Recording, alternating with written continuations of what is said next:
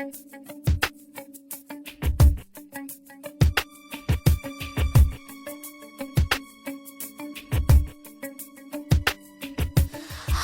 don't fail me now. Courage, don't desert me. Don't turn back now that we're here. People always say life is full of choices. No one ever mentions fear, or how a road can seem so long, how the world can seem so vast. Courage, see me through. Heart, I'm trusting you on this journey to the past.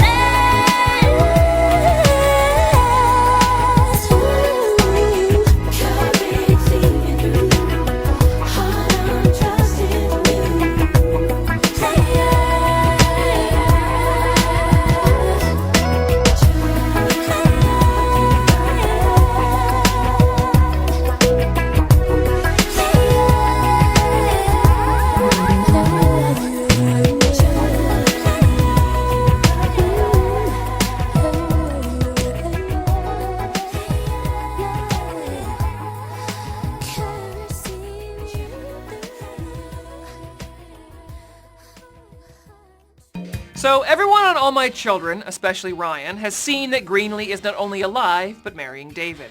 Take cover now because everything is about to explode. Ryan's shocked to see Greenlee alive and promptly kidnaps her, locks her in a room with him, and declares his love and proposes.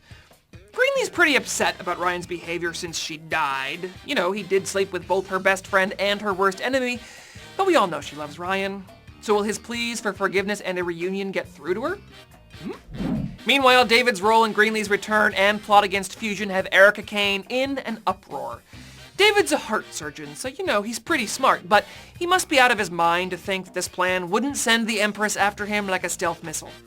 So Erica does what any sensible woman would do. She holds David hostage, which is shades of when she kept him captive after her face got busted. Remember? Except she's not wearing that weird mask anymore. Greenlee's return has her mortal enemy, Annie. Sidebar here, she has a lot of mortal enemies, have you noticed? She's a little bit shaken up, so Annie leans on Scott, if leaning on means taking each other's clothes off. Colby, who's got brilliant timing, sees this and Annie's nervousness at Greenlee's return, so she jumps to the natural decision to use this to drive Annie insane. That girl's a Chandler through and through.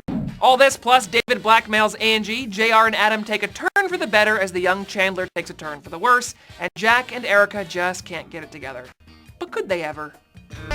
This week on One Life to Live, you've got 2 sisters, a baby, and some very thin ice, and that all adds up to disaster. Gigi falls through the ice with baby Sierra Rose, leading Rex and Skylar to have to work together to get her out. And that's all before Stacy takes a plunge into the icy deep too. This story doesn't have a happy ending either. Somebody goes under and doesn't come up again. Tune in to see who. Oh, and Gigi totally finds out Skylar's the father of Stacy's baby. Except he's not, but whatever. Meanwhile, Charlie is pretty much wrecked with guilt over shooting Jessica. How do you think Vicky will react when he tells her what happened? Well, we're about to find out, and it won't be nearly as intense as when Vicky finds out it was Dorian who set everything in motion, and then comes face to face with her, because yeah, that's happening too. Dorian's got problems way beyond Vicky though, if you can believe that. She's still got Mitch promising doom for her girls. It really makes you wonder about the handsome stranger hanging around Kelly and Adriana in Paris. Dorian warns Kelly that they're in danger, and guess who shows up to help?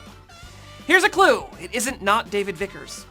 All this plus Marty busts John and Natalie's sucking face, Langston struggles with self-control, and Jessica can't remember anything past 1997. Which means she totally doesn't know that Dylan eventually comes back to Beverly Hills 90210. This week on General Hospital, Lucky rescues Elizabeth from hypothermia, but that's not her only medical condition. It's pretty serious and it ends up with Liz checked into a comfortable room at Shady Brook Asylum. You'll have to tune in to see what drives her around the bend, but one silver lining is that it might bring Lucky and Nicholas closer together. Over on the mob side of town, Sonny is still facing murder charges for Claudia's death, and Dante's not about to let the fact that Sonny's his dad keep him from sending him to prison. Sonny still thinks he should take the fall for Michael's sake, but his loved ones, Jason and Carly specifically, are going to try to talk Dante out of it. And if that doesn't work, well, how does Jason usually deal with problems like this? You guys, hasn't Dante been shot enough lately? All that plus Jax and Carly keep threatening to divorce each other, even if they maybe don't mean it, and Johnny attacks Sonny's business and ends up in a shootout with Max and Milo.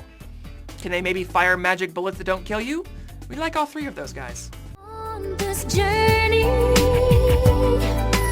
to the past.